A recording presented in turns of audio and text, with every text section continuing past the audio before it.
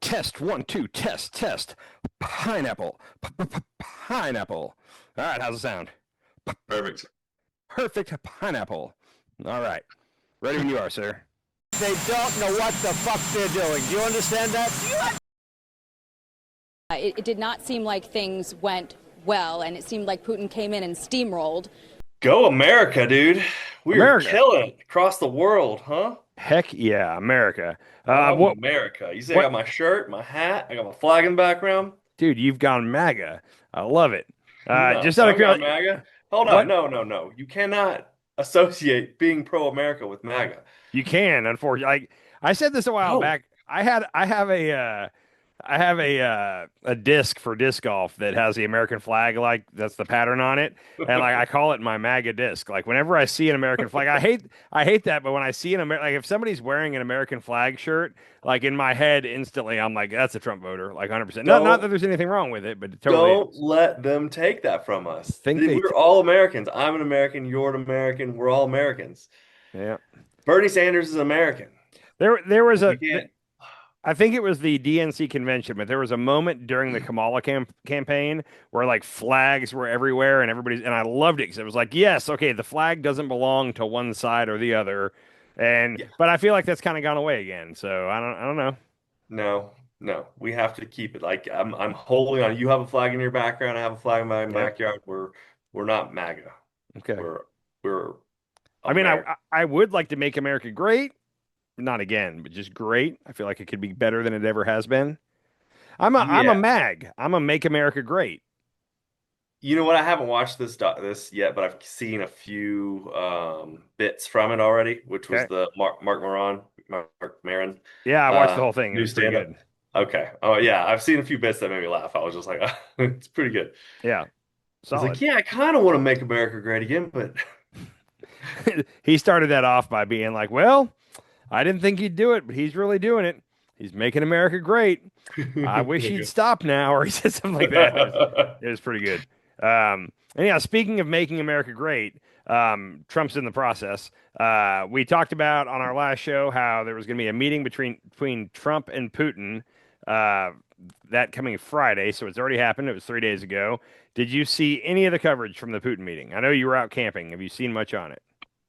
Yeah, I saw some of it. You know what disappointed me the most? Well, let's start from the beginning of it. Okay. First of all, Putin made Trump wait, right? He first of all, the whole thing with Putin coming to America Yeah. on American soil is not a good look for America. One. Okay. Two, did you see our soldiers on their hands and knees putting down a red carpet for a dictator, warmonger, genocidal? Well, I don't want to say genocidal, but yeah. There were a lot of people that had a problem with that. Even a lot of Republicans had a problem with that. We literally rolled out the red carpet for Putin. Uh, Yeah. that was Apparently there was a weird. surf and turf dinner. That was a lunch. I'm trying to think what they did here. So let me real quick start at the very beginning. A lot of Democrats were giving the Trump administration a hard time for this, but I got to say, I thought it was pretty cool. Like the way that they first started it off. I didn't like the red carpet, first of all, but they had it all timed out to where Trump pulls up and parks in his plane and walks down a red carpet, and like Putin had pulled up like right afterward. Trump walks like halfway down, stops and waits, and then Putin gets off his plane and comes out, and then they walk together to like a podium that says like Alaska 2025 on it. And as they were almost to the podium, did you see what they had planned? They flew the planes overhead. Yeah. I love a flyover. Like when I go to a football game, like the best part of it is if there's a flyover, I'm a sucker for it. And I thought it was a cool moment. A lot of Democrats were pissed about it. I do have the flyover. I don't think there's any audio to it, but I want to play it real quick and then you can tell me what you have against it. Okay. Okay.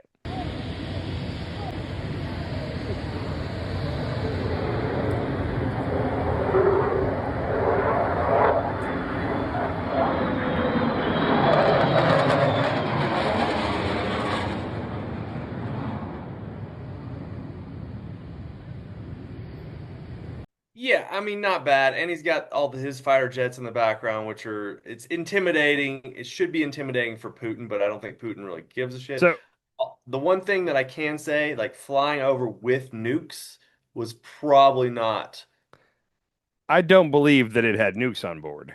That's the one thing that I heard somebody complain about was the nukes. No, I mean it was a B-2 bomber that's capable of carrying nukes. I severely Okay. doubt there were nukes on board. Right, It was, right. Probably it, not on board, but that's what we carry. That's how we yeah, carry our nukes, right? it was a show of force, and I actually have no problem with that. Now, the complaints against it are that it cost $2 million to do that flyover. Just the operating time for a B-2 bomber is ridiculous. Oh, But then $2 also million dollars, two million. and we just cut how much from child Yeah, cancer research? that's only half of what it costs to send Trump golfing, so it's not that bad. Now, the other thing that I've heard, and it makes sense to me, so I get this, but like we had like our top of the line fighter jets like stationed right there as props that Putin was like walking right through. Like Hmm. I don't know how readily available information is on those, but people are like, hey, like Putin's not your average president of a country. Like he's former KGB. He's a smart dude. Like Yeah. having him walking around, him and his entourage walking around our air base with all of our top of the line, top secret jets and whatnot, like they're gonna notice things up close. Like, oh, do you see how they did the blah blah? Like it wasn't smart, Mm, like from just us having our military secrets point of view, supposedly. I don't know that to be true, but okay. it makes sense. I thought it was cool. I just liked it.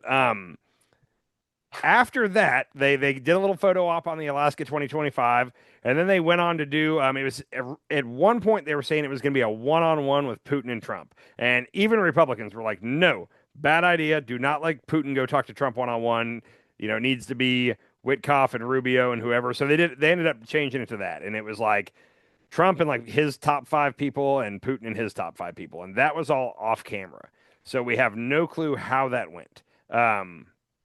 After that's over, there was supposed to be like a working lunch or so. There was supposed to be like two or three more events, and it was going to end with a press conference. And like after that first sit down, it lasted an hour or two.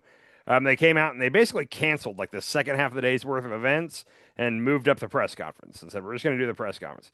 The press conference was Putin talking for the first like 12 minutes of it. Like Putin and a lot of people, including Republicans, took a issue with this, but like whatever country is hosting it speaks first. And for whatever Yeah. reason, Trump let Putin speak first. And Trump Right. and Putin just ranted about all the same shit he rants about. Then when Trump got up there, Trump talked for only 3 minutes, and everybody's talking about how like tired and low energy he looked.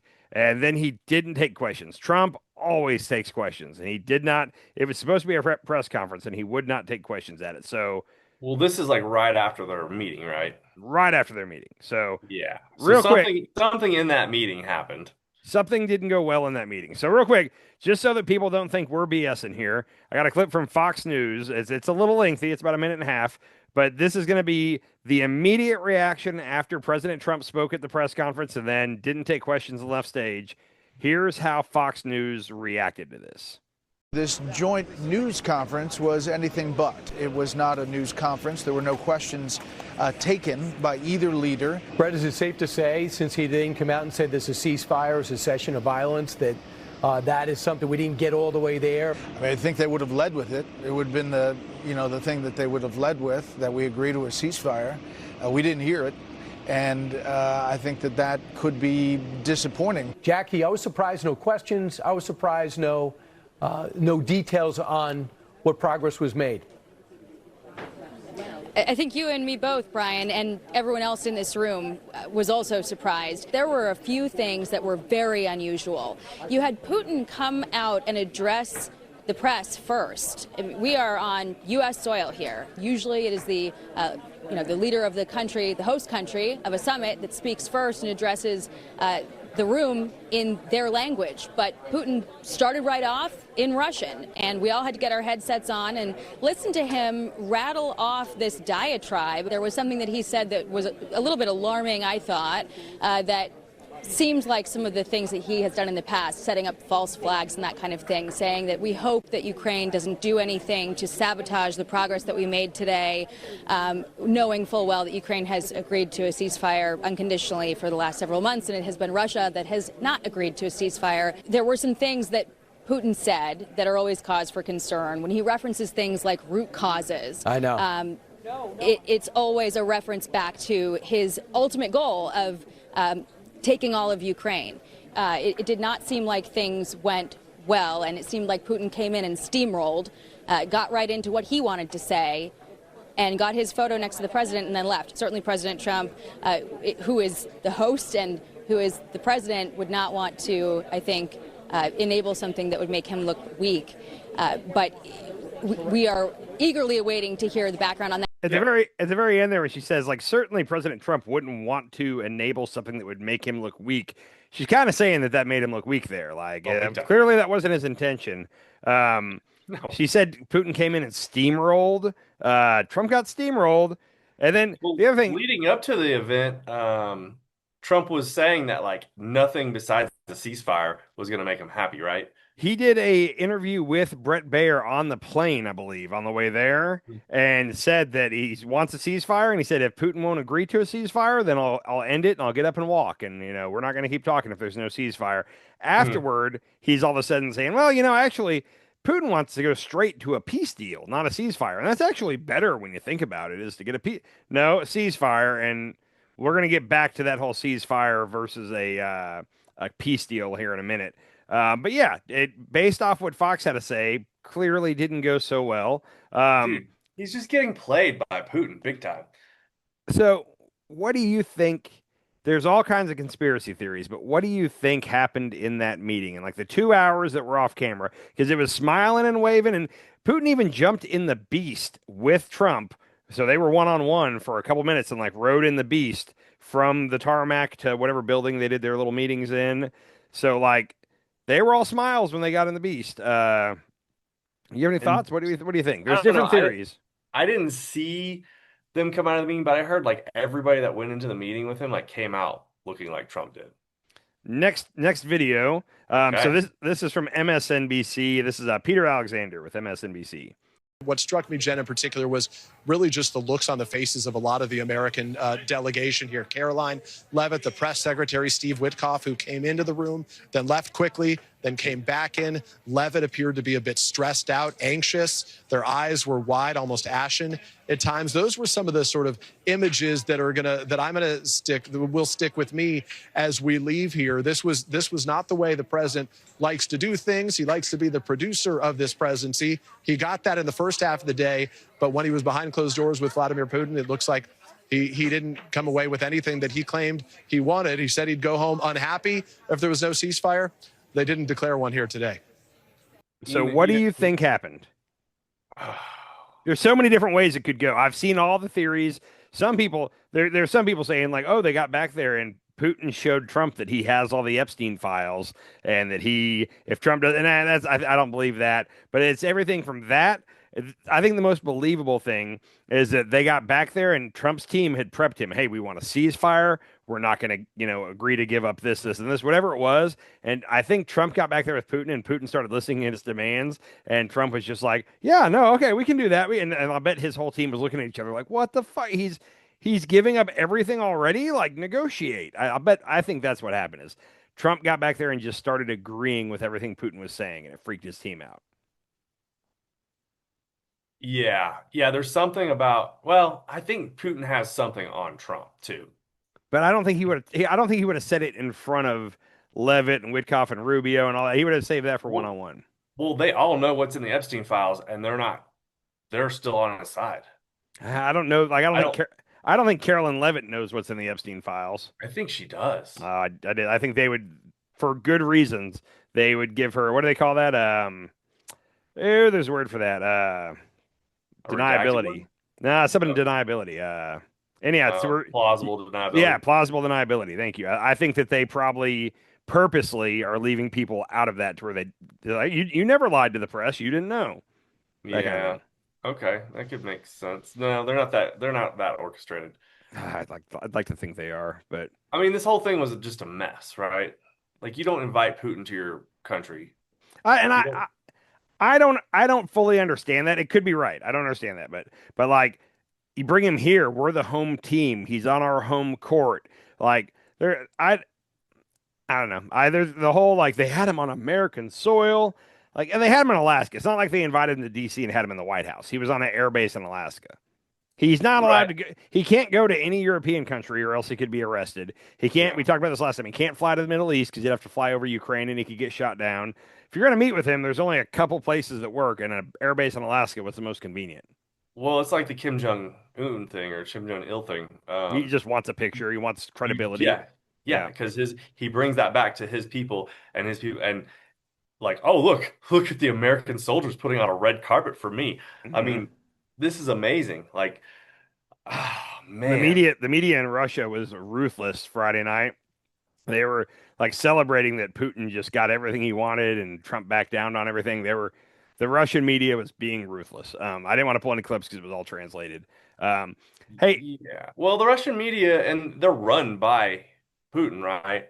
And yeah, and for some reason Trump thinks that him and Putin are friends, but Putin just basically bullies him. Like I think they're so. showing pictures of Melania naked on their thing. Did you see? Oh my gosh! Did you see that the Russian tanks put American flags right next to their flag and drove? That was one, and that was actually an American tank. That was a Bradley, I believe, that had Uh-huh. been sold or given or sold to Ukraine for Ukraine to use, and then the Mm, Russians have captured it at some point and are now using it on their side, and they put Russian and American flags on it. That's straight up like propaganda. They're like, "Hey, look, America's on our side." They're trying to make Ukrainians that yeah, don't know what's going on be like, "Oh, wait, America?" and Like, perfect timing yeah, too. it's Yeah, perfect. Yeah. yeah. Um, Also, this is kind of a three-part story because that happened on Friday, and then we're going to talk about Sunday, and then what happened today on Monday. But to finish out the Friday in Alaska, I just thought this was funny. I sent this to you in an email, but you don't have to pull it up. But NPR ran a story where I guess it was Marco Rubio's guys with the State Department. They went to whatever hotel they were staying at. You know how there's like a business center in the lobby a lot of times where you can go like get stuff printed and whatnot. Yeah. They left like confidential State Department papers um, Okay.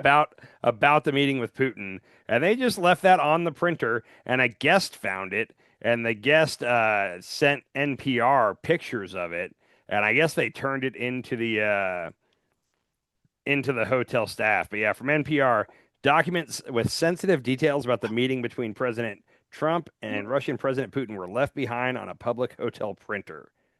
Government papers found in an Alaskan hotel reveal new details of the Trump Putin summit.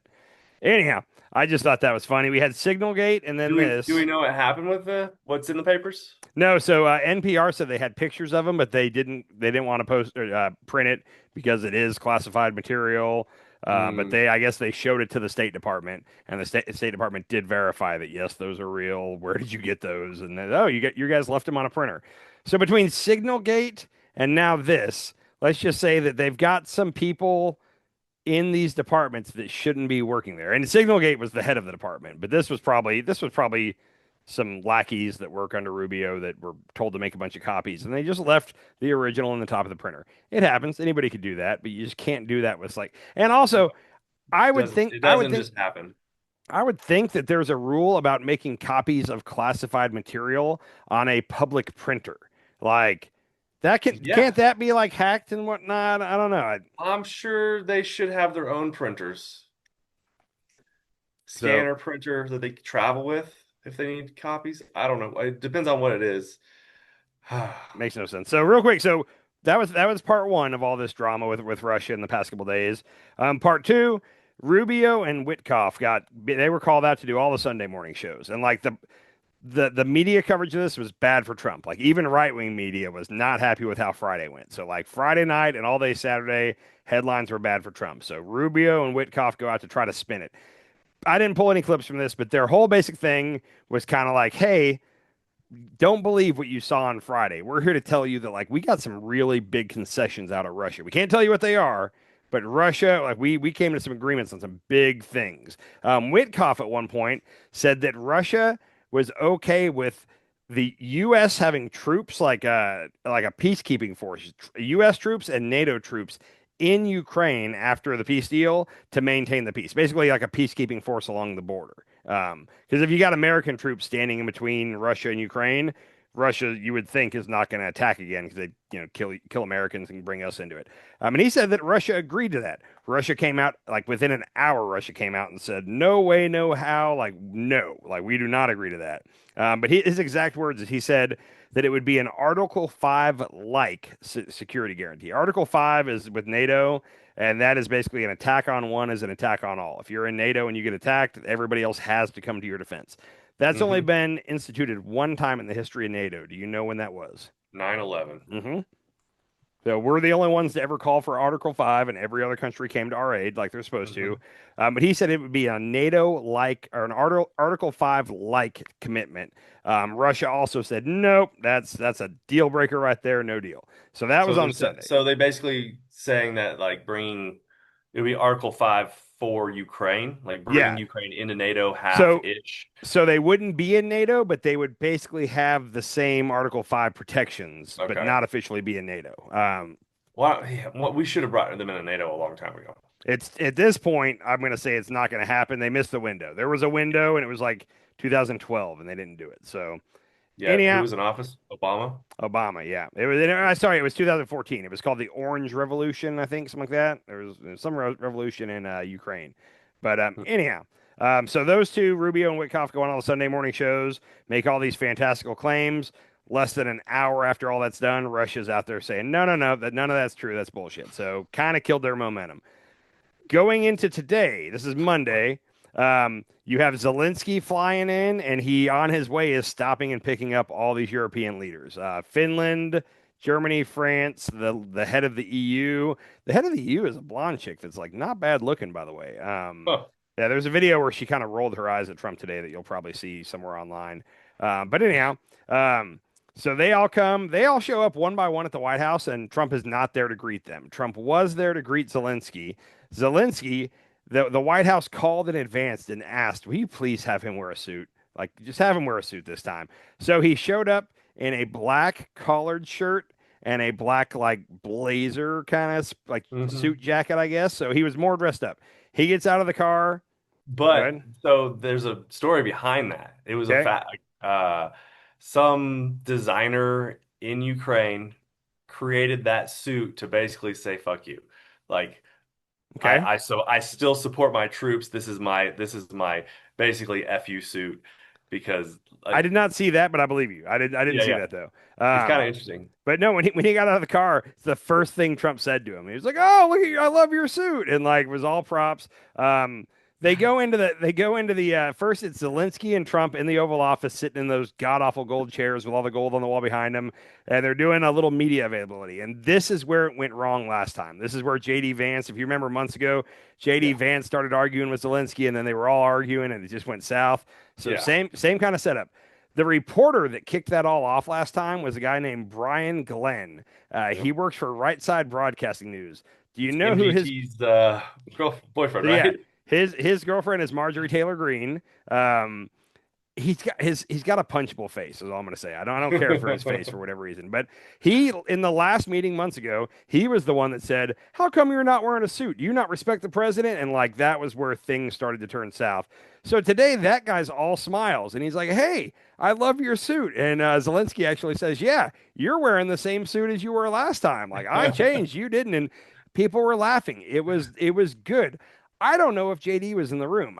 He might have been, but I never saw him on camera, and he didn't say anything. Yeah. But Trump was like eager to show that like we're getting along. This is good, and like the only reason that was happening is because they took a beating all weekend long, and it was like Monday has to go better. Like Republicans, Fox News, Republicans were upset about how things were going. So gets along great with Zelensky. Goes and does a photo op with all the European leaders. Then does like a sit down at the table with them. It was interesting because you know how we've joked about how the media here should coordinate. Like the first person asks a question, and if Trump doesn't answer it, the next person needs to ask the same question. Yeah. And like I feel like the EU had a game plan coming into this, where like they were like, no matter what, Zelensky has to stay on his good side, so he's going to be good cop, and all the rest of us are going to be like not bad cop, but like stern cop. Like if anybody's gonna rub Trump the wrong way, let it be one of us, not you. That seemed to be a coordinated thing. So back to what you said a little bit ago, Trump had said a ceasefire. We got to have a ceasefire so we can then work out a peace deal. Putin convinced him that no, let's not do a ceasefire. Let's just do a peace deal.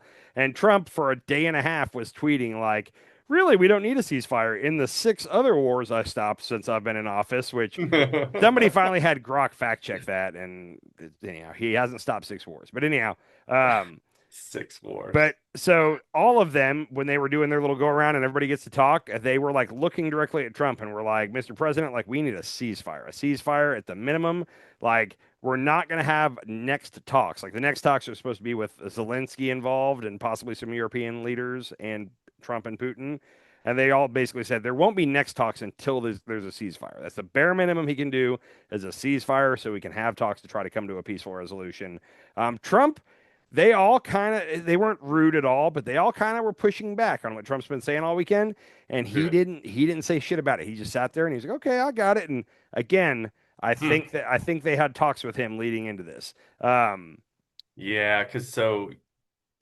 he's looking like he's not agreeing with anybody or something. He's agreeing with everybody, actually. He's agreeing with Putin. But now he is. Now he's agreeing with everybody. Yeah, he's agreeing with Putin, and now he's agreeing with the EU. And then at one point in the middle of talking to all them, apparently he got up and went and had a 40-minute phone call with Putin and then came back and kept talking to them. Nobody knows what that phone call was all about. I don't know. Maybe he was just briefing Putin on what they were talking about.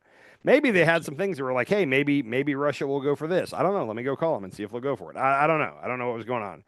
Is it like during peace talks or ceasefire talks, peace talks, whatever, like, is it normal for them not to release what is actually being said?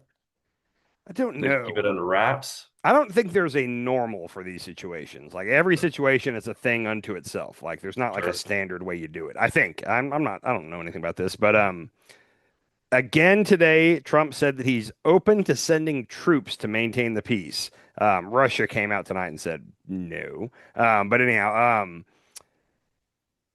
the meeting went pretty well. We're supposedly going to have a trilateral meeting between Zelensky, us, and Putin, and then probably some of the EU. And that is only if we get a ceasefire. So that's where today kind of left off, is if we get a ceasefire, the next step is trilateral. Things looked good. Like I said, Putin has come out, or not Putin, Russia has come out tonight and shot a lot of these ideas down. This is the last video I have on all this, but this is from CNN tonight. This is a guy named Josh Rogan, who is actually like this is CNN, which could be biased, but Josh Rogan is with, I believe, the Washington Post, and he's very well respected when it comes to like counterintelligence stuff. So check this out. Well, I think it's very true that this was a much better meeting than the last time. He didn't insult Zelensky. He didn't dress him down in front of the crowd. They left on good terms. Okay, that's well and good. But I think it would be going too far to say that Putin has agreed to a meeting with Zelensky. In fact, the Kremlin put out a statement right after this meeting, and they said, no, we'll have meetings at a high level, but they didn't say with Putin and Zelensky. And then they said, oh, yeah, we're totally against NATO troops in Ukraine. So the 2 big deliverables out of this meeting, Russia has already rejected, which kind of gets to the core of the issue, which is President Trump said 50 times today that he believes Putin wants peace. And I don't know, call me skeptical. I don't think that's true. I just don't buy it. And I'm basing that on all the evidence, everything Putin says, everything Putin does, everything we know. And that's what you see those European leaders doing. They're testing that. They're saying to President Trump, if he gives you a ceasefire, if he's going to stop killing Ukrainians, at least for a couple days, then maybe he's serious. And if he doesn't, then he's not serious. And that's what's really going on. That seems eminently reasonable. I mean, if Putin were serious, he would be willing to stop killing Ukrainians. Yeah, absolutely. I mean, fun little recap there. So even though today's meetings went really well and everybody got along, like I don't think we're anywhere further today than we were last Thursday before all these sets of meetings. It seems like what the European leaders and Zelensky want, Putin is not going to agree to. This is kind of where we're at. Yeah, because if we were any further, Trump would be touting it. He didn't say much tonight after all this was over. I was waiting on a tweet or something, and he didn't say much at all. So, real quick, talking about that meeting today, you know how Trump has slowly been like getting the media to either like capitulate to him or like kicking out media outlets that are unfair to him in his eyes from like the White House press pool. Today was like the peak of that. Because in the Oval Office, you had several reporters in the pool, but Peter Ducey from Fox and then that Brian Glenn guy that's Marjorie Taylor Greene's boyfriend, they got like 90% of the questions. He would do like Brian, Peter, and then one of the random like MSNBC or ABC, and then he'd go back to Brian, Peter, and then one of the other ones, and then Brian, Peter, and then one. And so they got a lot of questions today, and apparently there was a lot of chatter about this online afterward, but like the regular press pool was pissed about it, like pissed. And people were pointing out and going back and looking at all their questions were almost like pre-staged, like teeing Trump up to say something good about himself or to make, they were designed to make him look good basically. So yeah, that's just, dictator autocracy type stuff. State media. Oh yeah. Yeah. Oh, did you see Melania's letter? Yeah. So today, you want to talk about the letter? Go ahead and tell what the letter is, and I'll tell you what happened today.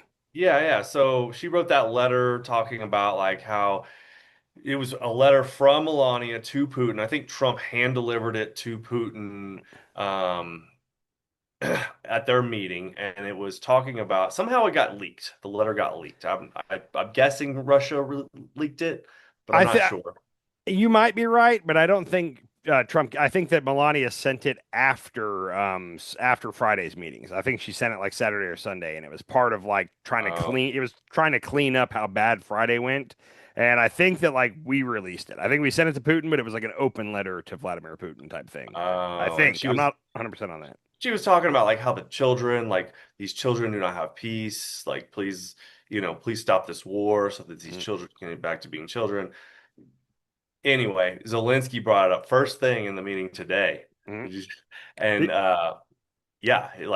like bringing up that letter, and then also his wife wrote Melania a letter back. He gave it to Trump, and Trump was like, "Oh, I wish it was for me," and then he like set it aside. he said, "So this is from my wife to your wife," and handed it to him. And Trump didn't hear him, I guess, and was like, "Ooh, a letter for me." And Trump grabbed it and was like about to open it, and Zelensky had to like, "No, that's for your wife, not you." And then that's when Trump was like, "I wish it was for me," or anyhow. But yeah, but well played by Zelensky. Now Zelensky came in that first meeting, and he like his whole thing was like, I think that he thought Trump will understand strength. I need to show Trump strength because that's the language he speaks. And he was dead wrong. Like whoever told him that bad approach, come in and flatter Trump. And that's what like today. Oh, without you, Mr. Trump, we couldn't.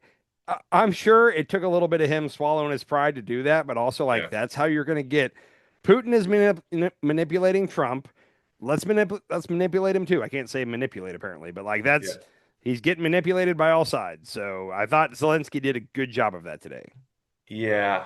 Yeah. Remember a while back when Trump first got elected for the second term, we thought that some of the other countries were like standing up to him and they were winning, like the Mexican president. Yeah. Apparently it really is like, because what are the tariffs in Mexico right now? 15 or 20%? Something like that. Yeah. Yeah. Which he has shown a little bit of respect for Mexico's president, probably because she's Jewish, I'm guessing.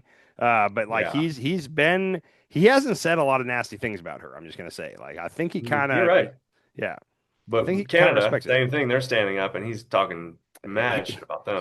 He doesn't want Mexico. Their real estate sucks. It's a lot of desert.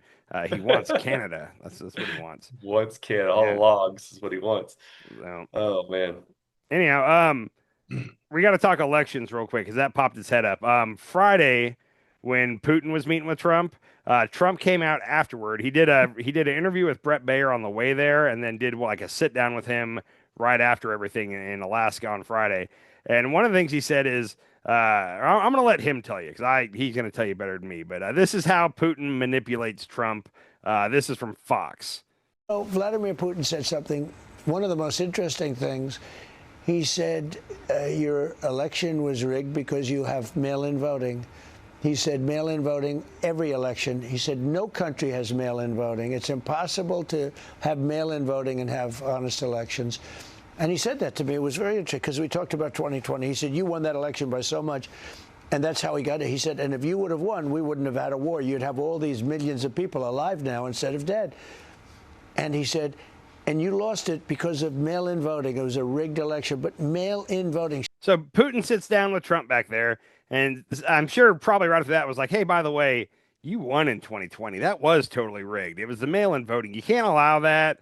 The war wouldn't have happened if you'd have been president, and the Democrats cheated. So I guarantee, like, at first, my first thought was like, I don't even know if Putin really said that to him, but no, I think he did. I think Putin said that, and that's part of the manipulation by Putin. So Putin wants Trump to get rid of mail-in voting so that it gives Trump another. It kind of creates division within our country, but also it gives Trump a leg up in the next election, right? So if he does do it, it gives him a leg up, and maybe he'll win again. And Putin just wants Trump in office because he can manipulate the crap out of him. He does, but and one of the arguments tonight, because that happened on Friday night. That clip came out, and then Trump has been tweeting about or truthing about mail-in voting and the elections and all that all weekend long.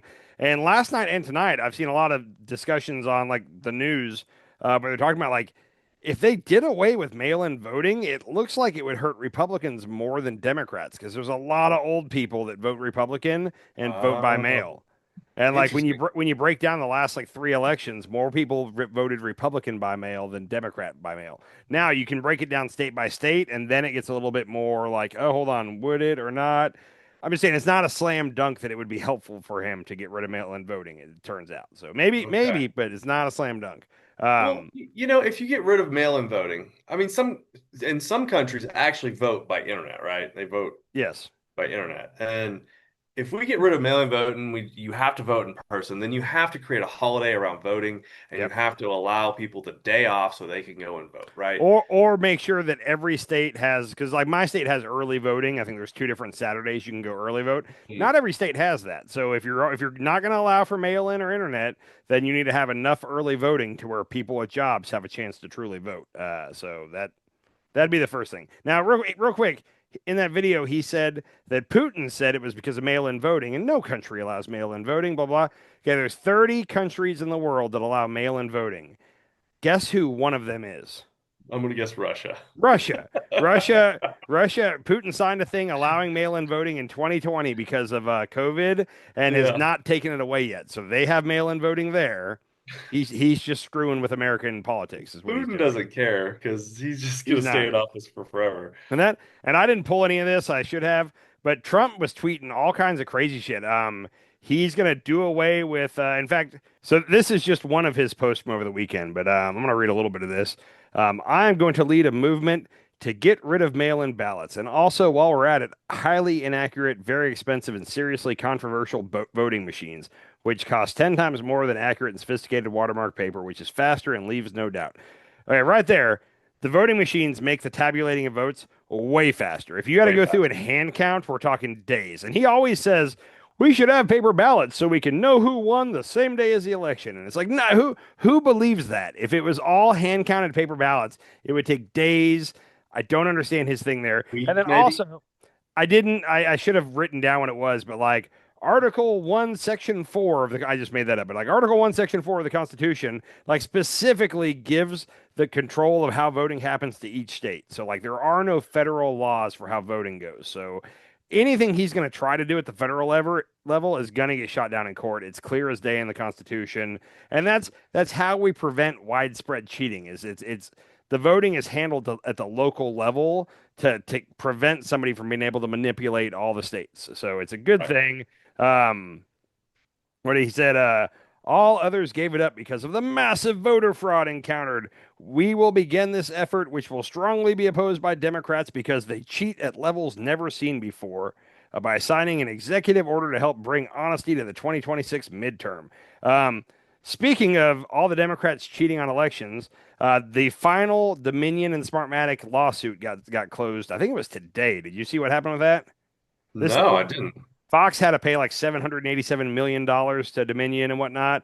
So the last one that was still going was Newsmax versus Dominion, and Newsmax settled out of court, and they are paying $67 million to Dominion. So not nearly as much as Fox, but $67 million is a hell of a lot of money. So that closes. Every news station that claimed that Dominion rigged the system had to pay Dominion a crap load of money. I'm just going to say. So anyhow. So, but he has been talking about different ways he can change the midterms, change how we voted in the midterms for the past 3 weeks now. How long's it been? Because the Texas Democrats that fled, so they didn't have to vote on the redistricting. You got now he's saying he's going to lead an effort to get rid of mail-in ballots. He's very worried about the midterms. Like things aren't looking good for him. Um, I think the writing's on the wall that they're in trouble. I'm not saying they're going to lose the House for sure, but the Right. House is definitely looking like it's going to go to the Democrats. At that point, investigations galore. Trump will spend his whole last 2 years fighting off investigations from the House. So, Well, yeah. And speaking of Texas, did you see that Democrat Nicole Collier? the one that got Collier? locked up, Yeah, yeah, yeah. She's basically being held hostage at the they at the said state capitol. she can't leave unless she signs a paper basically promising that she's going to come back for the vote on Wednesday. And that way, if they have her sign that legal paperwork and she doesn't come back, they can charge her criminally. And she's Yeah, like, no, I'm not signing that. So they had her locked on like the floor of like the House floor in Texas, and they wouldn't let her leave there. And I guess they ended up letting her go to her office, but she's not allowed to leave the building without signing it. And I think I saw where she said, like, she's like, I'll stay here as long as I want. I'm not signing that paper. So she's good, she's holding good. firm right now. I don't Did know. other members sign that? I have Is no that what? idea. I didn't see enough about it. Yeah, I didn't either. So, but But was she one of the ones that went to like Chicago and? I don't know. I just Okay, saw this like right before we came on. But my okay, my yeah, question, I don't know how any of this works legally, but like, isn't that like kidnapping? Like, if they're refusing to let her leave the building, they like, locked the doors. I don't get how they're allowed to do that. I Yeah. don't know. So apparently, so I listened to a little bit of it, and apparently she is it's not a rule, but they're giving her an order, and if she doesn't obey the order, she can be locked up, I guess. I don't She know. can be Like I said, arrested. I don't get how it I works, but mean, I don't know how you do it. Like maybe she just tries to go out the door and say no and gets arrested, or she just yeah, hangs out. She can order Grubhub. yeah. They're just messing with them right now. And I mean, why don't just let them do it? Let Gavin Newsom do it. Let Texas do it. Let's let them all do it until we all get just kind of crazed out with it, and we're like, no, we need a Uh, what do they call it? Where it's just a uh, bipartisan commission to draw the lines. that's who needs to be doing the drawing Yeah. lines. A lot of states have Politicians. that. A lot of states do have an independent commission that's made up of Democrats and Republicans and blah, blah, blah. And like, we talked about this. Illinois is one of the most heavily gerrymandered, and the Democrats did that. But like the other map they point out all the time is Massachusetts, because like the whole state is blue. But Mm. that map was signed into law by a Republican governor. So like it But if just the so whole happened. state's blue, then it doesn't matter how you gerrymander it, right? Yeah. Well, I mean, but it's weird. But real quick on mail-in voting, I just thought of this too. You know who definitely votes by mail and should get the right to vote? Well, not besides you. Oh. U.S. military stationed overseas, like Ah, that's how they vote is absentee ballot. Vote by mail is known as absentee ballot, is what it's called. totally. And so anyhow, I don't know. I don't think any of this is going to go through. But you know how, and I've said before, I can't decide if he's trolling or if he's serious about the whole Trump 2028 stuff. Like, I more often than not, I think he's trolling. I think he's trolling the Democrats and the media by talking about, oh, I might run again in 2028. There's a part of me that worries that he's serious. There is a Okay. I want to bring I've been waiting to bring this up. okay, Um, so I was listening to what's her name? She was like the Green Party. She's friends with like Kyle Jill Kalinske. Jill Stein. I was listening to Jill Stein talk about the steps towards fascism. Okay.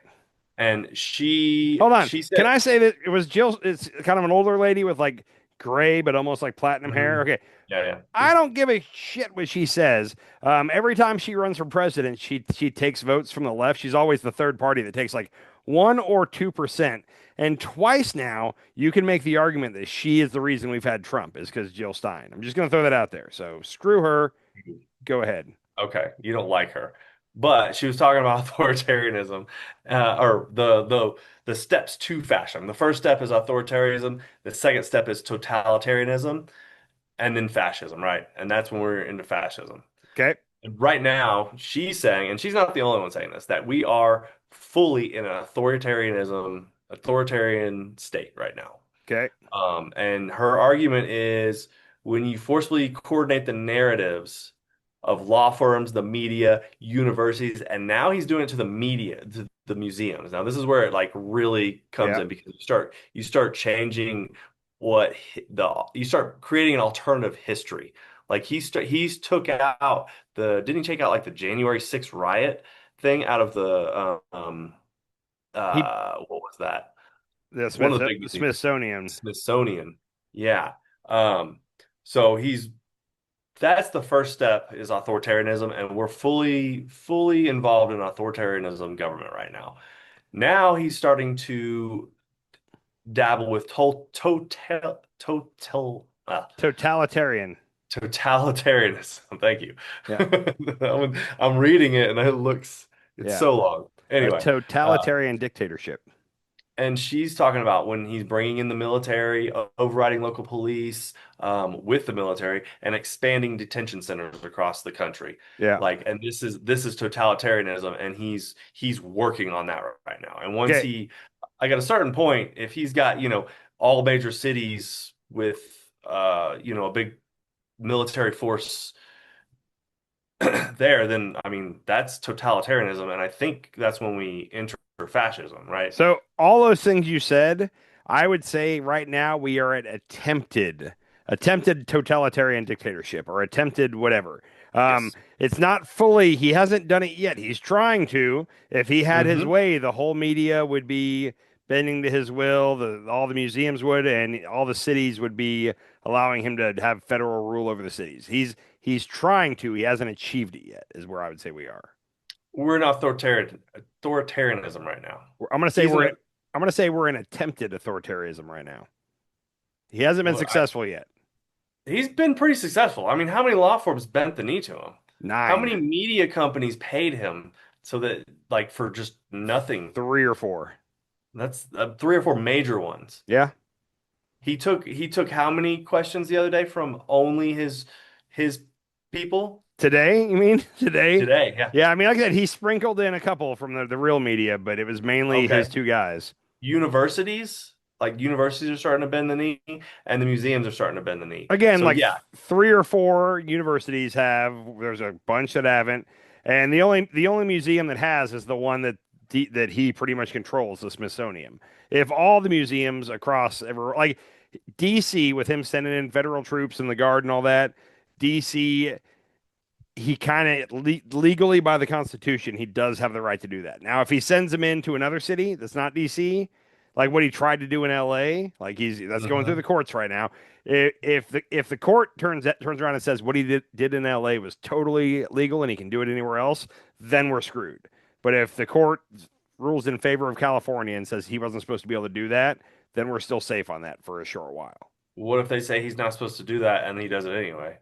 Then we're there. Okay.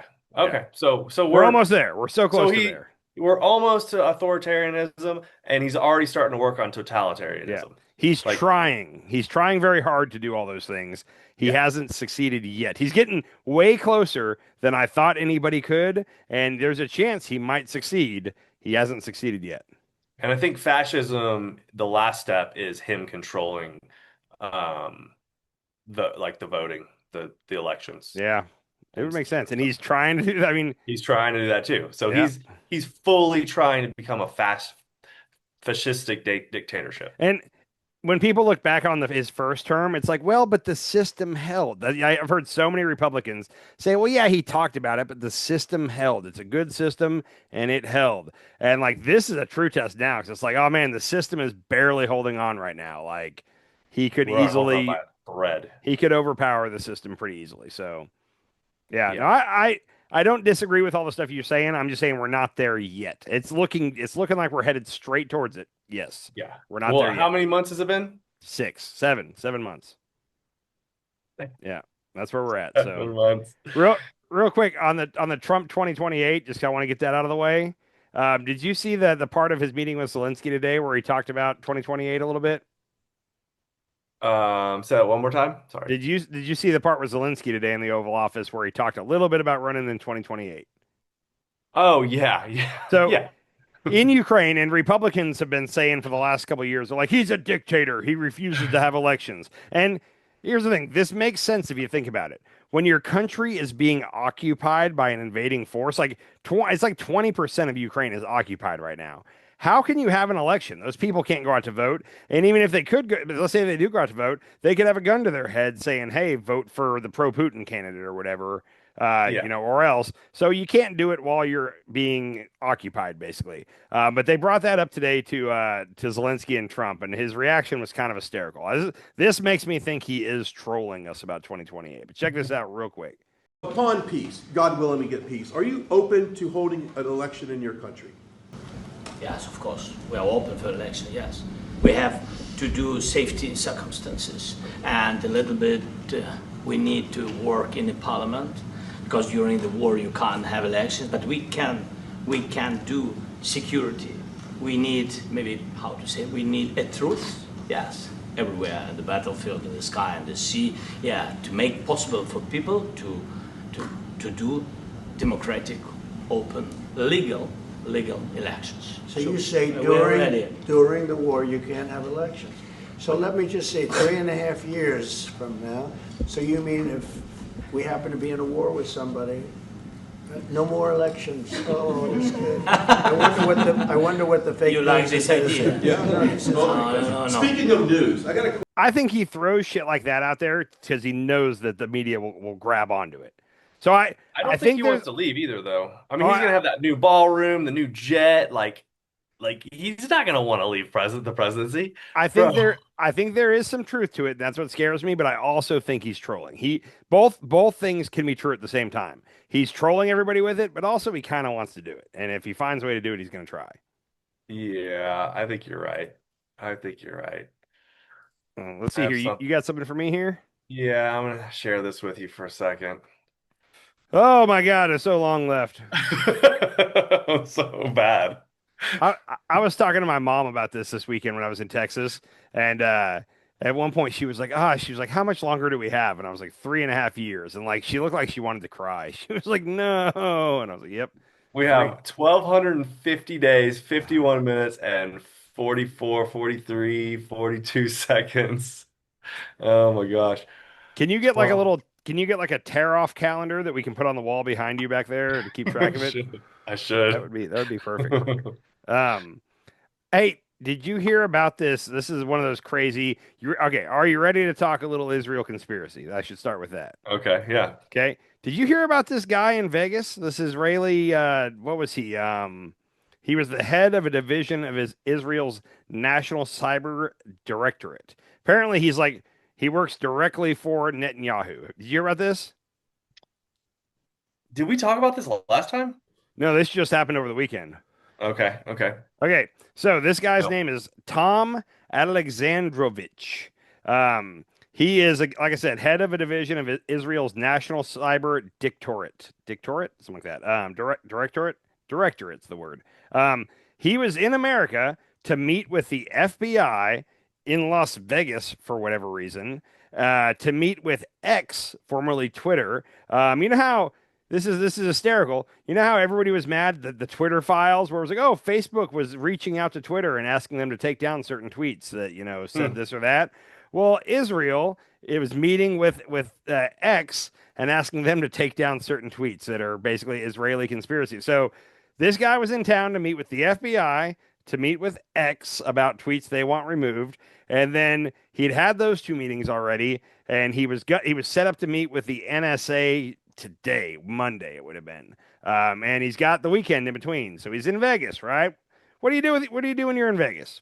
You get online and you try to find some underage girls to come to your place for sexual reasons. That's what everybody does, right? Yeah. So in Vegas, there is a sting going on with the feds. There's I can't remember what it's called, like the Nevada something cyber agency. It's like part of their police department that focuses on this kind of stuff. So they had a sting going on. They had a sting going on where they had like 15-year-old like cops posing as 15-year-old girls that come to your room and have sexual intercourse with you. This guy goes for it. This guy totally, they have him so guilty. It's one of those where print out the transcripts of the chat or whatever. And yeah, so he gets arrested. Him and 8 other people get arrested on Saturday. apparently, he immediately identified himself as an employee of the Israeli government and emphasized that he needed to speak to the Israeli embassy immediately. They let him, okay? Why would they let him? I don't think you're supposed to do that. They let him.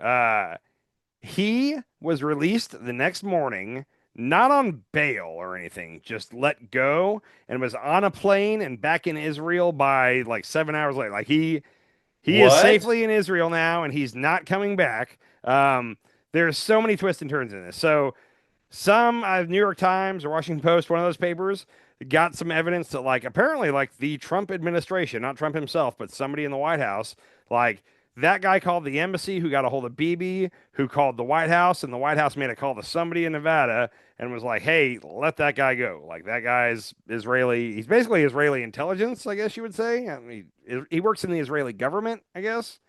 And he's Anyhow, diddling kids. he was trying to. It was attempted. So do we just let all kid dillers go at this point? I mean, what the fuck is going on? If they work for Bibi, then yes, apparently so. The government came out today, the White House came out and said that they had nothing to do with this. If he got let go, there's none. Like I said, there was sources claiming that the Trump administration did. They're saying they did not. We don't know that for sure. What gets really interesting here is the temporary, what do you call that? I guess like the temporary attorney general. She hasn't been confirmed by the Senate yet, but you know how every new president comes in, not attorney general, prosecutor, the district attorney. That's the word I'm looking for. The district attorney for Nevada, appointed by Donald Trump, is a lady named Sigal Chattah, and I'm probably saying that wrong. Sigal is her first name, Chattah. She's 50. She's 50 years old. She's an American politician and attorney. She ran for Nevada AG in 2022 and lost to the Democrat. And she's run for a couple other offices. She also was really big in trying to sue people like for COVID stuff. Like when they were closing down churches for COVID, she was suing on behalf of the church, saying that the government can't oppress us, blah, blah, blah. Okay. Guess where she was born? Israel. Yeah. So she was born in Israel. Dude, I'm 3 for 3 tonight. She was born in Israel and moved here when she was 14 with her family. She is a self-proclaimed Zionist. She believes in all the greater Israel stuff. Like she's very pro-Israel. He believes in murdering people for the end of times.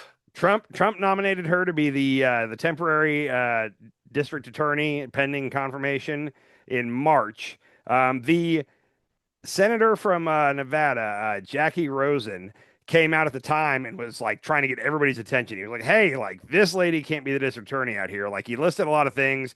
Her pro-Israel stances were one of them, but also she's a big 2020 election denier. And as the district attorney, she would be in a place if Trump does lose like the midterms or whatever. Like she's in a place where she could be very helpful in that moment. So people are trying to sound alarms in March about her, but nobody really listened. There was too much going on. But yeah, so and then I just saw tonight. Sagar from Breaking Points has like the inside scoop. He got like the arrest stuff and all that, and like everybody else that got arrested got officially charged, and like some of them got released on bail if they could afford bail. This guy didn't get released on bail. He just got let out.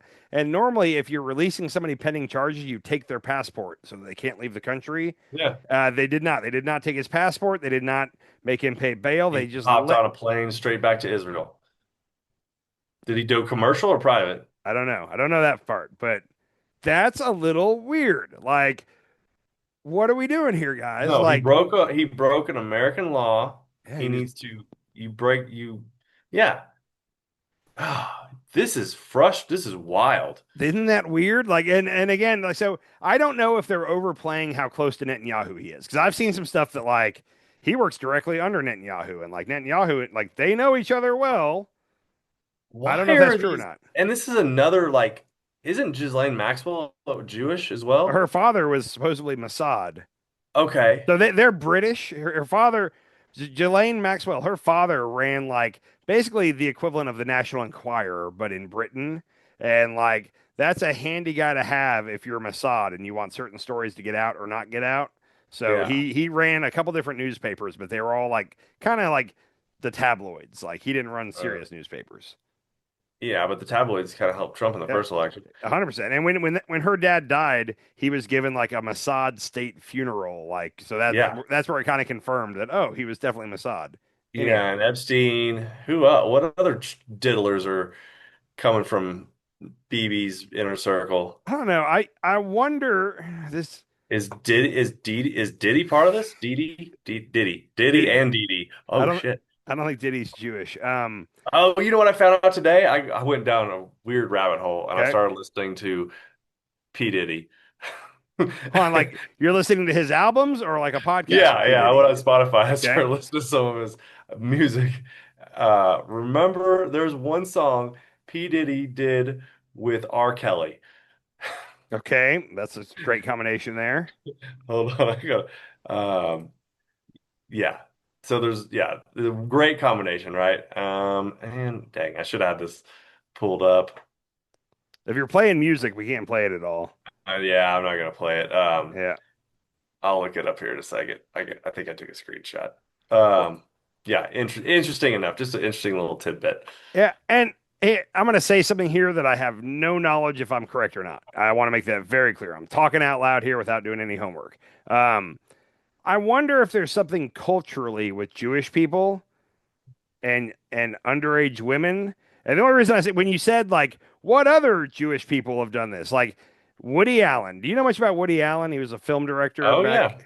Like he like adopted a girl that was like Asian of some kind and then ended up marrying her. Like he adopted her when she was like 16, I think. I think he adopted her when she was like young, and Yeah, then like he ended up marrying her. marrying her when she was like 16 or 17 or whatever the legal age Yeah, and was. then like Jerry Seinfeld is Jewish. I love Jerry Seinfeld, but like the girl he ended up marrying, he started dating her when she was in high school, and like it was one of those where like That's right. it was well known, but nobody really like the media kind of just didn't talk about it, but it was also That's well known. right. And like I'm wondering if there's just something where culturally like Jewish rich dudes in their 40s and 50s prefer 17-year-olds. I don't know. And I'm not making excuses for it. I'm just thinking out loud here. Like maybe that's Yeah.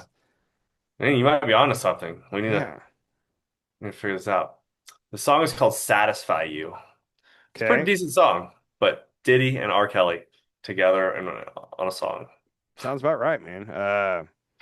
Yeah. Anyhow, so that just so you know, that guy, Tom Alexandrovich, I don't think is ever coming back to America to face those charges. If he does, I'll be shocked. If he does, it'll be under a different name. Yeah, and that's one of those where like there's certain things where the media like it's like don't focus on all this bullshit. He's trying to get your attention. Stay with the important stuff. But like to me, this is kind of an important stuff. Like with all the Epstein stuff going on, like we got a guy who just got caught in a sting trying to get a 15-year-old to come to his hotel room and do stuff with him and like we just let him go because he works for the Israeli government. Like Yeah, that's what? messed up. What? Yeah, because let's just say, yeah, man.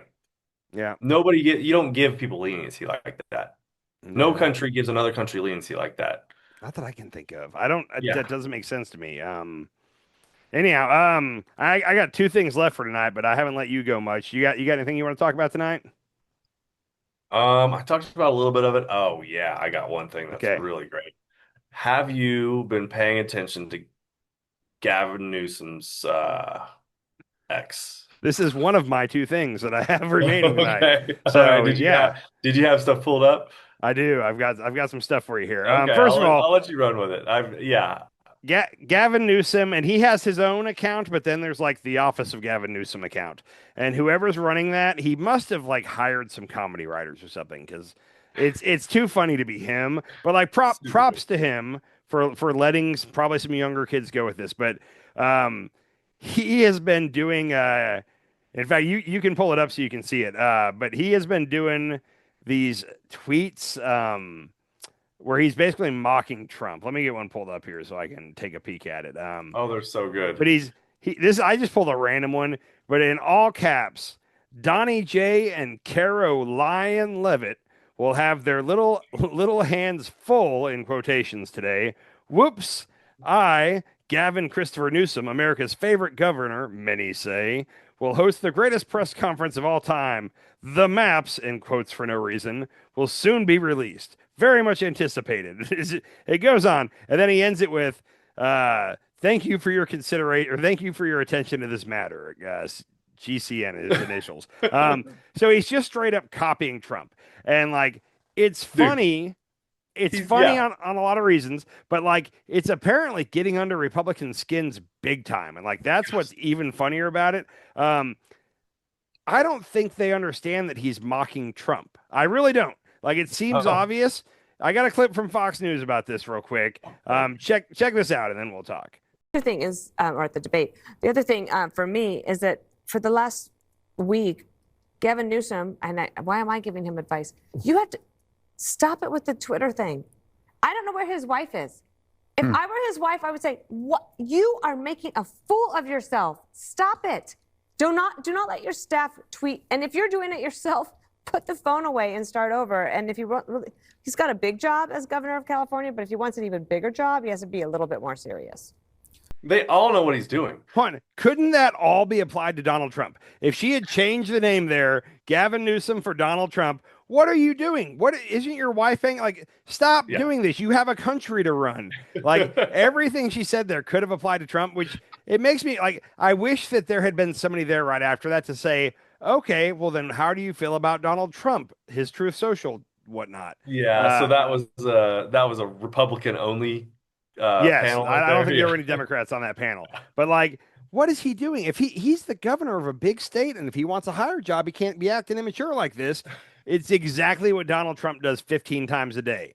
Yeah. It's kind of hysterical. All in caps. It's actually amazing. Like I want to pull one up so the audience can see what this actually looks like. If Let me see it. All right. Yeah. So here's what it's looking like. This is from Governor Newsom press office.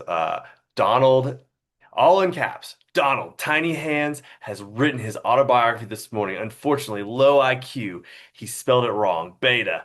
Soon you will be fired, quotation marks, beta, because of my perfect, quotation marks, beautiful maps. Thank you for your attention to this matter. GCN. Yeah, so he's mocking Trump. Yeah. So yeah, take that down. I got pictures for you here now. Okay. So, in the greatest thing, and I sent these to you, you can be looking at them, but Donald Trump always does those photos where it's like him, but like as Rambo with like just rippling biceps that are all veiny and strong. And he's just like, it's like, that's not what Donald Trump looks like. What are we doing here? So Gavin has got people. I don't know if he's doing this or if he's just reposting other people, but there's Gavin with the American flag looking as jacked as ever. The picture of Gavin with, who is that? Tucker Carlson, Hulk Hogan, and Kid Rock praying with him. That's Hulk Hogan is an angel. That's fantastic. So good. And then what else we got? We got Kid Rock. Kid Rock wants you to support Gavin Newsom. What's funny is Kid Rock responded to that tweet and said something about D's nuts. I can't remember exactly what he said, but it was one of those D's nuts. But he was mad about it. He's like, no, I never would support you. And it's like, do they not get that this is a joke? Or I'm telling you right now, we are getting closer by the day to having a Gavin Newsom versus JD Vance runoff here for the election. Like, I think that's where we're heading. He's the only person. He's the only person giving the Democrats what they want. They want somebody to fight back and to try to poke Trump and get under his skin. This seems to be working. So, oh my gosh, did you see Pete Buttigieg and his flailing answers about the genocide? Like he wouldn't even call it a genocide. So is that the one we talked about and played a clip from like a week ago? He tried to come out and clean that up later. Which one are you talking about? The initial one? Did we cover that? Okay. We did. Okay. Yeah. So I told you, I saw it again today. I'm just like, well, I told you, like, I didn't really dislike his answer. I watched that before I saw all the hubbub about it. And when he said, because he was trying to straddle both sides of the fence. He was, hey, yes, don't do that. You can't do that. And yes, Israel. His whole thing was, yes, Israel gets to protect himself, but against Hamas, not the innocent people. And he said at one point, like, if your government is doing things or allowing things like this that are clearly unconscionable, then we have a problem. Like, but he tried to not attack Israel. He tried to walk both sides of the fence. Exactly. He's trying not to attack Israel, who is committing a genocide. You got to be real careful and point out that it's the IDF and mainly Netanyahu's coalition that's leading, and it's not the Jews we have a problem with. And like Democrats are having trouble. Holocaust. It's not a Holocaust. It's a genocide. It is a Holocaust. It's a genocide. What's the What's difference the between definition of a Holocaust? I don't know. Look it up. You look up Holocaust, and I'll look up genocide.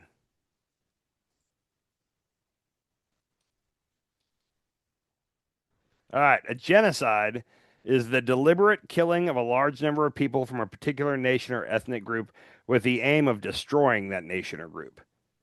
That sounds like what's happening. What is a Holocaust?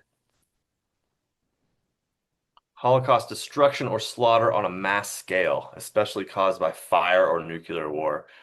And the second one is a sacrifice in which the offering was burned completely on an altar. No, I think genocide is the right word for what's happening. Okay. Either way, it's bad. Yeah, it's bad. I'll give you that. They're not only destroying, they're destroying that whole country is just rubble now. It is. But back to Pete real quick. And I'm a centrist guy. I didn't have a problem with Pete's answer at all. And the fact that the left started attacking him immediately for it is part of what I don't like about the left right now. It's like it's a purity test. You're either all with us or get the F out. And Pete wasn't all where he needed to be, so he's done. That's how the Democrats are making a lot of people that are in the middle turn into Republicans. That's a problem. Mark Maron said that in his special. He said, what did he say? He goes, are you realizing that we annoyed enough Americans that we made them vote for fascism over us? And it's true. If you're leaning Democrat and you say yeah, no, I think what Israel is doing wrong, but also I think Israel does have the right to defend itself, the Democrats will kick you out of the party and tell you, nope, sorry, you can't be one of us. You didn't give the exact right answer here. I don't like that. But the question was, is what Israel's doing, would you call it a genocide? That was the question. And he skirted the answer. He didn't give a straight answer. He gave Israel an out. Israel, the country who's doing the genocide.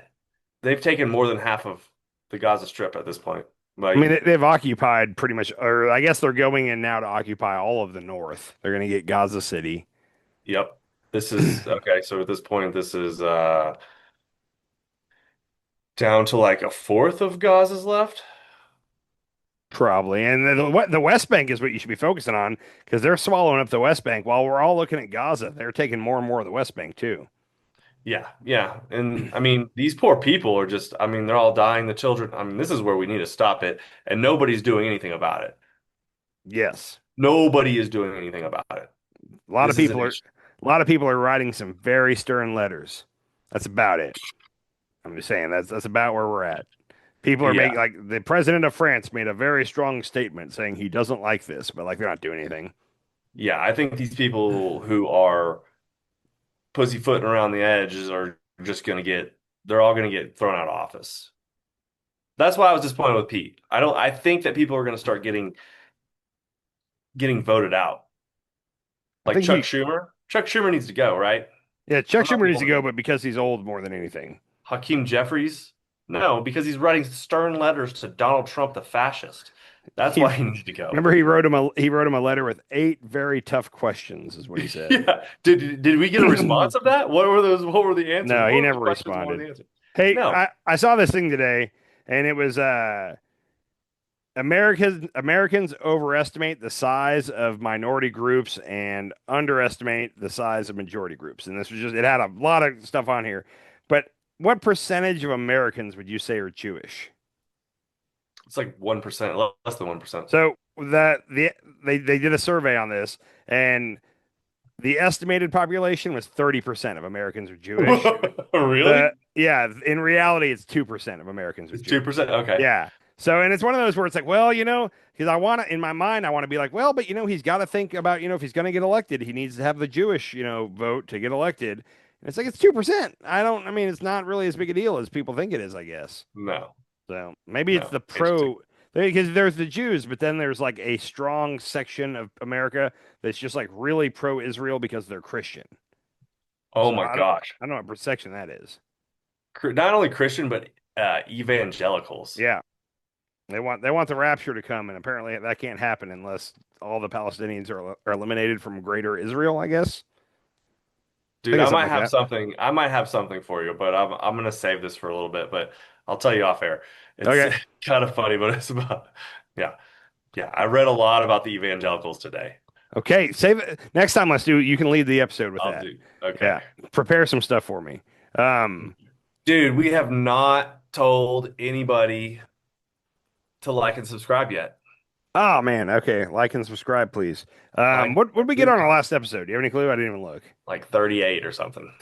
729, 38. I don't know.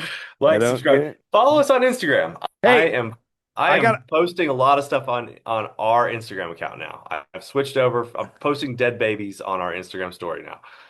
Real quick, I got us one for sure new subscriber that I watched subscribe right in front of me. Possibly a second. I don't know if the second one actually subscribed or not. So FYI, when was this? Doing a little legwork at my wife's mother's birthday party. My wife's aunt and possibly her grandmother are now following us. Oh, by the way, my wife's gonna hate us. No, my wife's aunt is very knowledgeable about trans issues. I'll just say. Okay.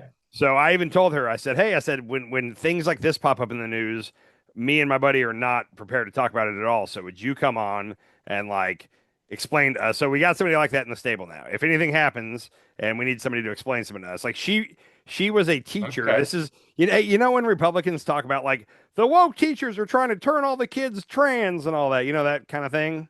Uh-huh. Yeah, this is going to help their cause. She's a teacher. She actually just retired, but like she led lots of like student groups that were like to be more inclusive or pro-trans or whatever. So exactly what the Republicans are afraid of. She was definitely that. You know who doesn't agree with the trans community? Yeah, she's the evangelicals. Yeah. She is the boogeyman that the right fears. Really nice lady. So anyhow, she is ready if we need her to explain trans stuff to us. But okay. Anyhow, so like, yeah, dude, we have 37 subscribers. You're right. I think I got us too, man. So yeah, okay. my wife's grandmother, yeah, who's way more liberal than me, is now following. So way to go. We got this.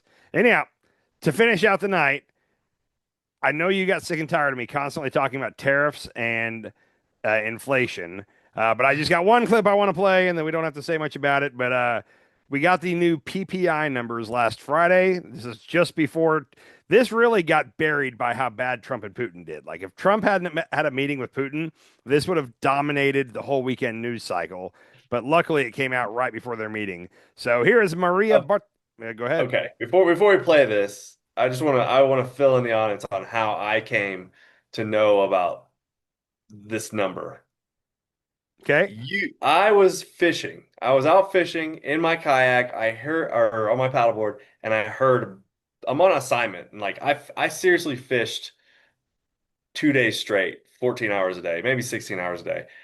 Anyway, the first day, I'm halfway through the day, and I check my phone, and you said the inflation numbers went up, what, 3.4%? 3.7 is what core inflation's at. 3.7%. And I saw it and I was like, oh shit. And I put it down and I was like, dude, and I kept fishing. And then I was like, what's the stock market doing? And I looked at the stock market and it was down like 200 or something. Not a lot. The Dow was down like 200 points or something like that. And I was like, with this number, like I would imagine like there would be like a real tank in the stock market. And so I just kept all day long, like every hour or so, I'd like open it up and I'd look and I'd be like, okay, stock market's still good. Okay. It never did it. Like, how in the world is the stock market hanging on? It's already bounced back. And it's because I think that Wall Street knows that at any minute Trump could reverse course, taco, if you will, and that the stock market's going to rally at that point. So I think they're all hanging in there because they think he won't really let this happen. He won't let inflation or the jobs numbers, like if they're looking bad, he'll change course. So what do you think? I think they're right to a degree because he knows that when it comes to the midterms, the number one thing is going to be the economy. So if he gets another bad month of jobs numbers and another bad month of high inflation, I think he's going to he'll find a way to spin it to say, look, I won. I got all these concessions, but he'll start backing off a lot of this shit. He can't have the economy bad when it comes to the midterms. But what if he's got all these rich people hanging on to their money in the stock market, right? Like that's the only, like the stock market's only staying where it's at or it's even getting better, right? It hit a new record just the other day. 45. It got back up to where it was when Biden left office, like within the last couple of weeks, and now it's like 400 or 500 above that point. Yeah. And so it's still climbing, but what if all these rich people just like hang on so that he could win the midterms and then crash the market? So the thing is, Or Wall Street doesn't have a direct impact on like Main Street. There's a phrase that's something like that. But like during the Biden inflation years, 2022 roughly 2023, like people going to the grocery store were feeling that shit. They were like, I can't make ends meet. This isn't working. And then Biden was like, no, like everything's great. Look at Wall Street. Wall Street's setting records. And it was like, yeah, but we're hurting right here. So Yeah. I don't think that he can point at Wall Street and how good Wall Street's doing and make people forget that they can't afford groceries. So I don't think it's going to really impact him. Okay, so that's the inflation. So there's definitely a separation between Wall Street and Main Street. Exactly. There's definitely, yeah. And so Wall Street can keep up the facade of being like the country's good and our stock market's great while we're hurting. The things that can't keep that up is the GDP, the jobless numbers, and inflation. Like those three truly tell the tale. Wall Street doesn't really. Yeah, but he's put in who did he just fire and rehire somebody? The BLS commissioner, the So BLS, yes, something like that. So jobs numbers are nobody's going to do business with us for job numbers. Well, so that guy has to get confirmed first, which that's not a shoe-in. Like he might not get confirmed because they don't want somebody they're not going to trust. The right doesn't. The senators more than anything. Like this, and beyond that, the stock market will react poorly if he puts somebody in there that like you can't trust because those guys play in the stocks, like that matters. Like what are the jobs numbers really that's going to impact how they invest. So for a lot of reasons he might not get confirmed. He might, but he might not. But also, and I've read a lot about this and seen a lot of people talking about it. Like the head of the BLS, like they don't have any impact on the numbers. Like they get presented the numbers like the day before they go out, and they can't edit them at that point. Like who's presenting them? There's 2,000 people that work under the BLS commissioner on the jobs numbers alone. 2,000 people, and they compile all their stuff, and it goes into spreadsheets, and then when it's ready, they give it to him, and he gives it to the president. So like that person themselves, he's not like walking around going, hey, change that number. Like he doesn't have that control over it now. What they could do is start firing a lot of those 2,000 people and rehiring them with Mac, but they haven't done that yet. But so right now, like the next numbers that come out, like he really kind of can't like screw with those numbers. Like, yeah, I mean, it'd be hard. Okay. Like he doesn't have the authority to do that. But anyhow, back to inflation. I just like the way Maria Bartiromo breaks the news to her Fox viewers. So check this out real quick. Breaking news right now, and a spike in the producer price level of inflation. Take a look. Markets are selling off here because the July PPI came in up 0.9%, worse than the estimated up 0.2%. This is the headline number. It was expected up 0.2, came up 0.9%. Year over year, it is up 3.3% versus an estimate of up 2.5%. Now, when you look at core, it's also troubling because in the core PPI, it was up 0.9% versus an estimate of 0.2%. Year over year, the core up 3.7%, also higher than the estimated expectation, which was up 2.9%. These numbers have caused markets to drop. The Dow Industrial is down 105, the Nasdaq down 71, and the S&P 500 lower by 19. So here's what you can take away from that. Core inflation is what really affects us. There's inflation and then core inflation. Core inflation is when you take out energy and one other thing. Anyhow, core inflation. Now let's be real about this. In 2022, under Biden, core inflation at the peak, the very worst it got, was 9.1%. Okay, now you can't just stop inflation dead in its tracks. If inflation's going up, you have to slow it down first. So like our best hope, like. since Trump took office, Biden took it from 9.1 all the way to 2.3. And then since Liberation Day, it went like 2.3 to 2.5 to 2.9 to 3.1 to like 3.7 now.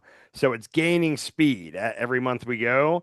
And the first thing they're going to have to do is slow it down to where like the trajectory we're on, it's going to be like 4.5 next month. If they get it to where it's only 4, it only goes up 0.3 of a point. That's kind of a win, like because you can't stop it. You can only slow it down. But you got to slow it down, and that takes months, and then start to try to bring it back down, which is even harder to do. Biden had us heading in the right direction. The very last Biden one was 2.3. We're now back up to 3.7, and it's gaining speed as it's going. So, how many months did Biden have us going in the right direction? Since I think it was July or August of 2022. I don't remember. Oh, okay. So he had like a year and a half of like good inflation numbers. Solid. Well, yeah, and now for context, when we shot up to 9.1, the whole world shot up with us, and almost everybody else in the world got higher than us. There were a couple different things Biden did. The Biden administration did. Smart people around him did a couple things to where like America really got through inflation. We got off easier than most of the world. A lot of countries got a lot higher than us. But that was basically when we turned the world supply chain back on after COVID. Inflation shot back up for everybody. So we handled it. America handled it better than most. But from September 22 at 9.1, it steadily was dropping, and Republicans' complaint were that it wasn't dropping fast enough. It needs to drop faster. It's like I said, inflation is one of those things where it snowballs. Like you can't stop it and reverse it quickly. It takes a lot. Especially because we're a free capitalist market, so like the government can't just come in and order companies to start selling stuff for cheaper. Like that's how you could stop it dead in its tracks, is by putting price controls on. Yeah, but America won't do that. So that's for good reason. Or that's socialism. What is that? Socialism? Yeah, socialism or communism. Be one of those. Well, it's a good thing that Trump only hires the best people. Yeah. Only the best. So. Anyhow, so that's where we're at. Everybody keep your eye on inflation. The biggest thing to jump was vegetables are up 40. It was like 47 or 48% since last month. Or since this month last year. Sorry. Since this month last year, it's up like 40-something%. And it's one of those where it's like, well, yeah, it makes sense when you realize like we're tariffing all this produce coming in from other countries, and we're getting rid of the migrant labor that would pick it for us here in America. Like, yeah, that's a perfect recipe. So perfect recipe for that. I heard something that the farmers, like if you haven't, like let's say they let me see how I word this.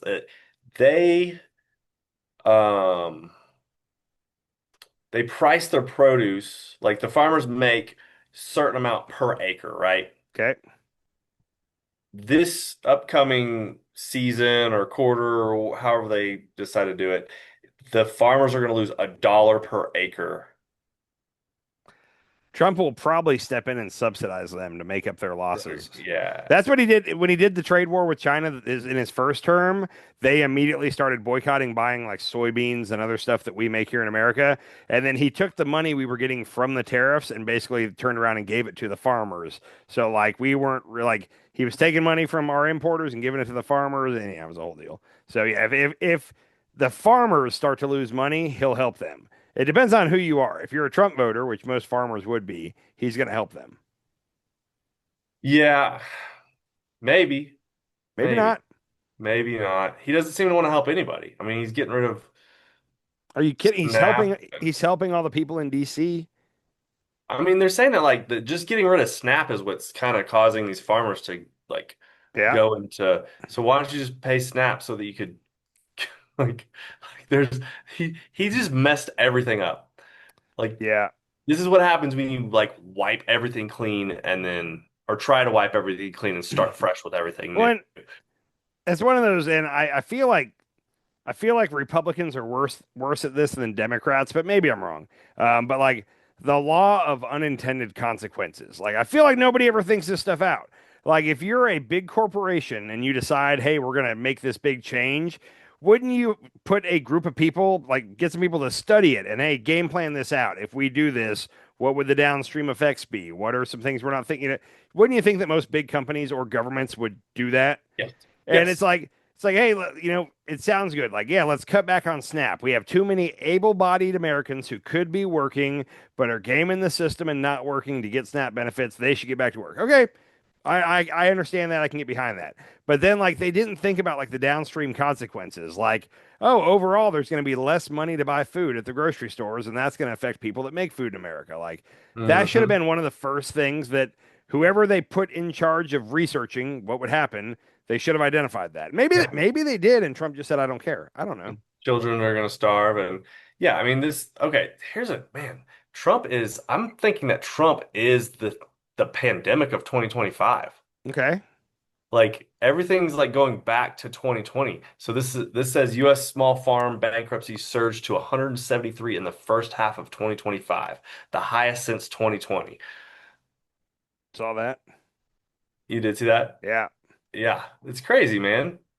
So we're just like kind of recreating a pandemic. Is that what he's doing? I don't know what he's doing. But it really, in my mind, and it's not nearly as bad as what I'm about to compare it to, but in like the 50s, Stalin in Russia, like straight up communism, basically like most of the people of Russia were starving. Like they had no food. The people that had farms that were making grain, the government was confiscating it because it was communism. So like what you make for the government. And like it was a famine, and there's a name for it, and I can't remember what it was, but it was simply like all the different things Stalin was putting into law and putting into action were like just killing the economy and driving down people's wealth and all that. And like when historians look back at it, it's like there were so many times where he could have reversed course and changed it, but he didn't for his stubbornness. Like he didn't want to do it. And I feel like that's the thing that could easily compare to what's happening right now is like at any point, Trump could call off the trade war. He could do a lot of stuff and shit would fix itself immediately. But like, he's kind of like, he's hung his hat on this whole, like, tariffs are going to make America great again. And he's not going to back off of that. Yeah. Well, fascism. Yep, so I don't know what we're going to do, Andy. Survival of the fittest, I guess. We got this. I'm going to start learning to hunt and fish. I used to know how to hunt and fish, but I forgot because I haven't done it in a while. So, dang, man. Yeah. You better get back out there. I'm getting on it. So, anyhow, you got anything else for tonight? No, I think that's it. Let me double check. What do you think about all journalists' lives matter? We don't have journalists dying right now, do we? Am I missing anything on this? Israel. Okay, yep. 183 journalists have died in Israel because Israel's killed them. Dude, real quick, just with how fast our news cycles go, the last time we talked, that Israel had just blown up that tent with like 7 journalists in it, and for like a day, everybody was outraged about that, and I haven't even thought about it in the last 5 days. Like that's ancient history. Like we just kind of all moved on from that. Maybe you didn't, but most people did. I haven't even seen posts about it. Well, you're a journalist now, Andy. I think we need t-shirts. I think we need t-shirts that say all journalists' lives matter. I will go out on a limb here and say that I'm not a journalist, and I want to make sure everybody's very clear on that. You're not a journalist? I'm a guy sitting in Oklahoma talking on Zoom to my buddy. That's all I am. Fair enough. Yep. So, all right. I'll see you in a couple days, sir. All right, brother. Later. Later. Sometimes you eat the bar. Sometimes the bar eats you.